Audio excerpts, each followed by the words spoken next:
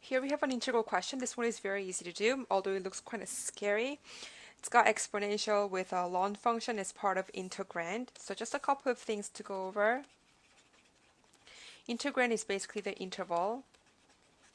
Since this is associated with variable x, it's the interval for x. So it goes from the bottom up, so it will be interval notation, ln A, ln B. These are just some kind of constants. They are not variables. So we just have to deal with constants in the end. Many people are used to working with numbers, but as you go higher and higher in math courses, you should be able to deal with concepts such as constants. They just denote that they're different by some kind of a fixed number. Variable means it can change, so x is a variable. So x can change from anywhere ln A to ln B. It can go anywhere between the two. So that's what this notation is saying in a compact form.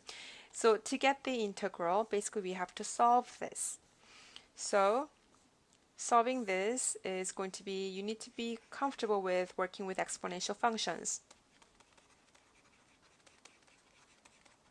So for exponential function, the main concept is that if you have e to the power of some kind of a function here, in this case this f at x will be 2x, taking the derivative of it is going to be e f x. You first write it as it is, and then you take this and then take the derivative of that and then plug it down there. So you have multiply by f derivative x. So this is how you take the derivative of exponential function.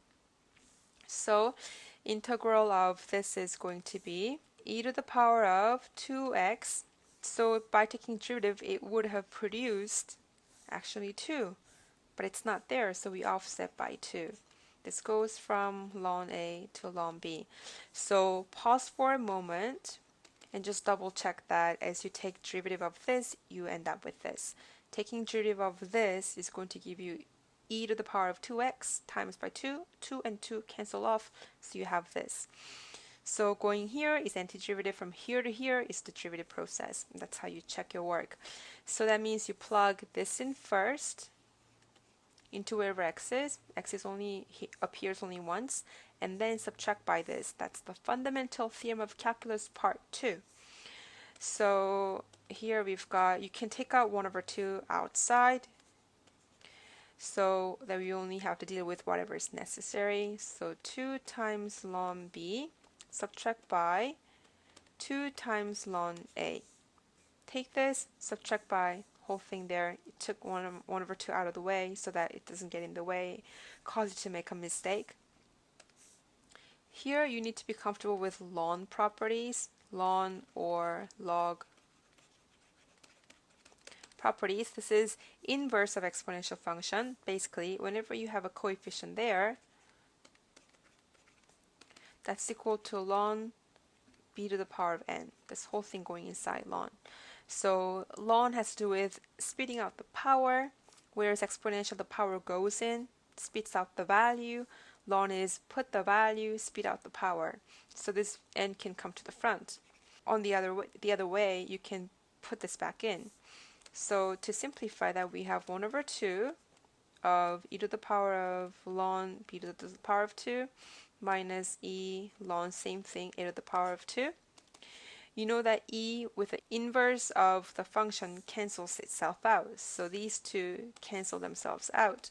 So you're only left with this, but it will come down to the bottom. So you have 1/2 with b squared minus a squared. And that is our final solution for this particular integral. So you need to be flexible working with exponential function. As I showed you here, exponential function stays as it is, but when you have a complicated function, here it's only 2x, then taking derivative puts that down to the base level. This is the power level up high in the air. This is the base level in the ground.